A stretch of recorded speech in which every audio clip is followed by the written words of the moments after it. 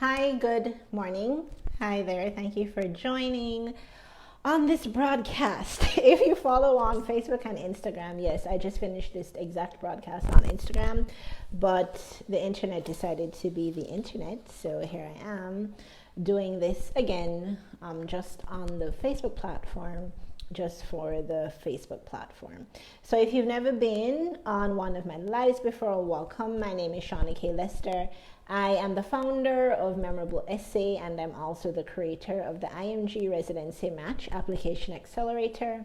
So with Memorable Essay, historically, we worked with ambitious applicants who want to use educational opportunities to really elevate their lives, right? People who are about that progress, about personal fulfillment. In the IMG Residency Match Application Accelerator, we're working with international medical graduates with IMGs who really want to reach the peak of their potential in their personal and professional lives, and our specific focus or strength, our superpower, is helping our applicants to prepare applications that give them the best possible odds of matching into their number one choice program. So welcome if you've never been here before. And I'm really excited because we've been crunching and finally have in a capacity that is fit for sharing with the general public our results from Match 2022, that's calendar year 2021, how our clients did. And I'm super proud of all of our clients because it is, or it can be, a very challenging road to apply to the match. And so I'm so proud of all of our clients for just completing their application to the match. And extra proud, extra happy, extra dance, with the clients who are able to match, especially if they reapplied to the match. All right. So we're going to share how our clients did and then talk about 5 of the lessons that I take, that you can take, that anyone can take from how our clients performed. And just based on the composition of the group, there's so many lessons that I'm going to share. So just a word on the composition of the group. Our clients had years of graduation ranging from 2011 to 2022. That is a massive gap. As an IMG by now, you should know that programs have a preference for those who are fewer than 5 years away from graduation, some programs even 3. So for people to be matching, which is something that tends to happen with every batch of clients who we have, for people to be matching 10 years out, 9 years out, 11 years out, that's really significant, all right? So I'm so proud that we have that kind of range, and I hope that that offers hope to people who might be freaking out because they're 6 years out, or 4.5 years out. So the results are coming from some amazing clients with years of graduation ranging from 2011 to 2022, also with step scores ranging from pretty low 200s up to 250, specifically step 1.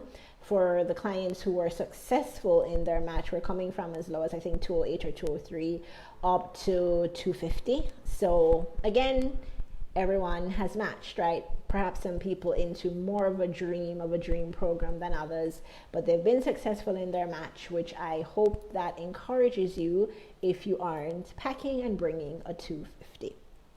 So how did our clients do? 82% of our clients who applied to the match were successful and they got a match. Some of them were in their first choice program, and you'll actually be hearing from some of them next week or later this week. So 82% of our clients were successful in their match attempts. 12% of our clients did not match this attempt, this cycle, and some of them will be moving forward to reapply. But 12% were not successful, 82% were successful. 6% of our results are unknown, being, lost to follow-up. We don't yet know. So the other 2 numbers could change in either direction. But I thought that now that we have the 82%, that was worth sharing, because my goal always is for each group of IMGs who I support, for every individual who I support, sure, but for each cohort to beat that average for IMGs, right? It sounds kind of corny to say beat the odds, but definitely, to beat the average, because you want as many people as possible who can match to actually match, So that is always my goal. And so I'm super ecstatic that basically instead of 6 out of 10 IMGs on average, we're looking at our group having 8 out of 10 people being successful in the match.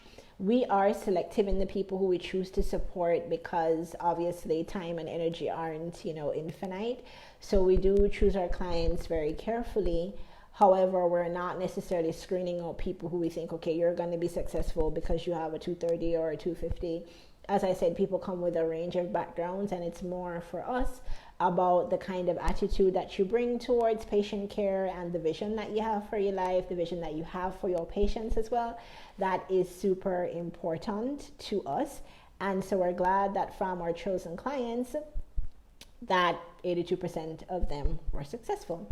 So we're looking at 8 out of 10, and we're looking at 12% of people who did not match on this go around.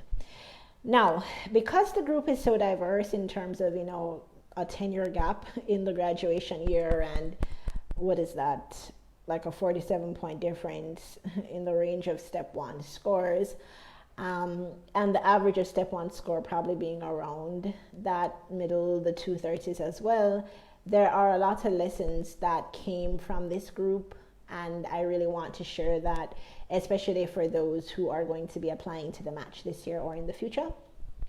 And I just want to kind of quickly cover those lessons again. If you had this conversation with me over on Instagram, feel free to bounce.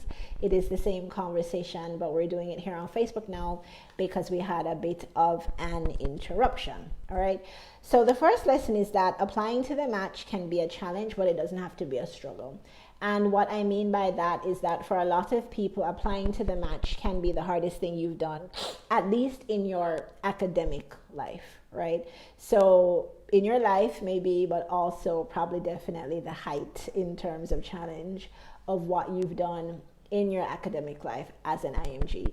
It is not a process for the faint of heart. It can be challenging. However, it does not need to be a struggle. And I want to make that differentiation based on what I saw with this year's clients, because to me, struggle is indicative of you having all of this suffering, physically, emotionally, psychologically, the anxiety, the triggers, the non-stop triggers, right? The recurring non-stop triggers, the recurring non-stop anxiety, the tears, the breakdown, the meltdowns. And I feel that in this group, we had a lot of individuals who were able to create for themselves systems of social support. They were able to get for themselves support in different areas, including, not just core services supporting them with their application, but whether they got testing support. We had a lot of people who actually just paced out the process. I was sharing that in last year's group, we had 2 people, not 3. It's 2, I remember for sure, because they're from different schools, who chose to do their application a year in advance. So not the match process, not that they started the match process a year in advance, because you should start that many years in advance, right? From the time the thought enters your head, you start. But they started their actual written application a full calendar year in advance and put it down and use the year to do other things, because they knew that they kind of wanted it off of their plate and to be able to use the year in more strategic ways. So and because they were able to do that, it was more of a challenging process and not a struggle and a terrible process that really kind of beat them up. And so I want you to open your mind to the possibility that this process could have that kind of ease for you. It could present these opportunities for you to grow. It could be a challenge and a growth opportunity, but not necessarily something that demolishes you. All right, that is definitely possible for you. That's lesson number 1. Lesson number 2 is that it's really your responsibility to create advantages for yourself in this process.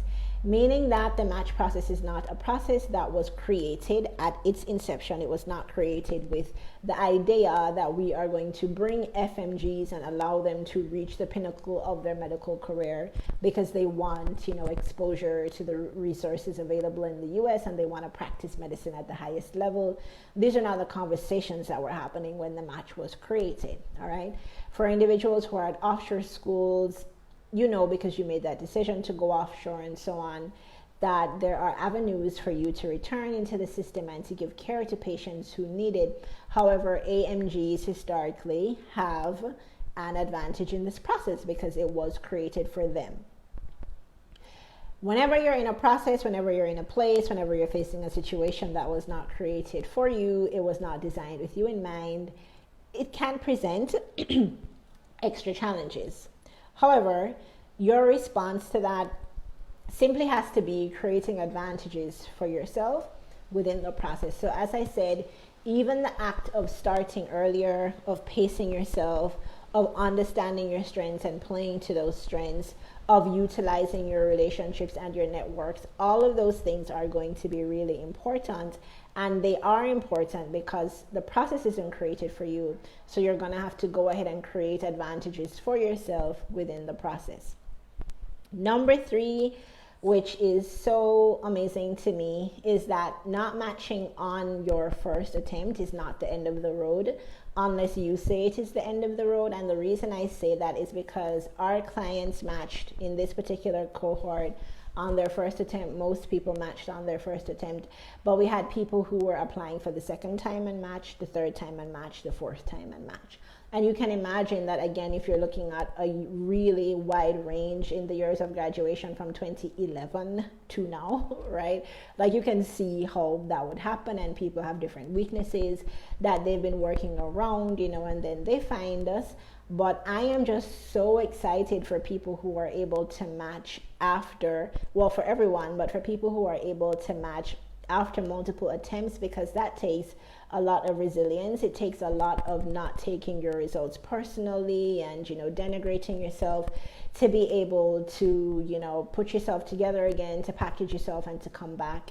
And so I do want to say, I guess, for this particular point, number 3 lesson to anyone who's watching this and you're going to be applying to the match as a reapplicant, it's only going to be as big of a deal as you make it, because it's totally possible to match and just go on with the rest of your life. Or number 4 lesson, the number 4 lesson that I saw from these amazing results, if you're just joining, I was sharing that 82% of our clients matched, 12% of our clients did not match, and the results are still unknown for 6% of our clients for Match 2022, and taking different lessons from that. So who you want to become, these dogs are competing with me for your attention, my apologies, but who you want to become, that person who you want to see fully realized in your personal and in your professional life, becoming that person oftentimes requires a complete change in your identity. To get what you need to get at the highest level requires you to become somebody who you weren't in the past. And that's not necessarily a bad thing. I've spoken before about meeting IMGs, especially FMGs, coming in with a ton of humility that's not necessarily useful to you. The opposite of humility not being arrogance, the opposite of humility actually being honesty with who you are and what you bring to the table and why people need to take you seriously. Those things have to fall to the side, and you have to have a new identity as a self-advocate, as a staunch self-advocate, as somebody who is in control of their mental health, in charge and in control of their emotions, and someone who is just presenting what they have to offer to a program in the face of any adversity, right? So the process of applying to the match, the process of advocating for yourself from the day you start until you get that congratulations email will oftentimes require you to have a change in your identity. And that is totally fine, because you aren't coming this far only to come this far. So you're going to keep wanting to go further, and wanting to go further, you're going to become more and more of that person who is able to get to that kind of level. So it might seem scary, but it's just growth. And so our last lesson is that you don't need to be a 10 to win. And with memorable essay, of course, historically, or, clients, they're amazing, they're excellent, they're killing it, they're doing the most, they're doing the best, they're at the top of their game. And that's not always the case for everyone. With IMGs, I do believe that people are far more knowledgeable now about the match process, about their career options, even if they decide not to go through the match. As young physicians, there are tons of non-clinical careers that physicians, go into and they choose. I think there's a lot more knowledge now than 8 or 13 years ago when I was in this space. I find that young physicians really kind of know from med school that they want to match and what that entails, and they start going after those things. But some people still learn late or decide late. Some people are able to get 250s and 260s, and some people are not, whether it be because of ability or time dedicated to study. Everyone does not have a quote-unquote textbook perfect profile. But all of these people, 82%, were still able to match. They're not all objectively on 10, right? But you don't need to be a 10 to win. And I think that's just a really important lesson for life. Like, you're doing your best, you're going to be memorable, you're going to give it your all, but you don't need to be a 10 to win. So when that voice kicks in, when the self-criticism comes in, when the denigration comes in, when the nasty voices come in, when you doubt yourself, when you question yourself, when you wonder just how much longer this is going to be because you fall short, that's cool. It's okay to fall short. I don't think you should tell yourself that you're falling short, but it's okay to fall short, because even if you're falling short, you can still get to the end goal. All right.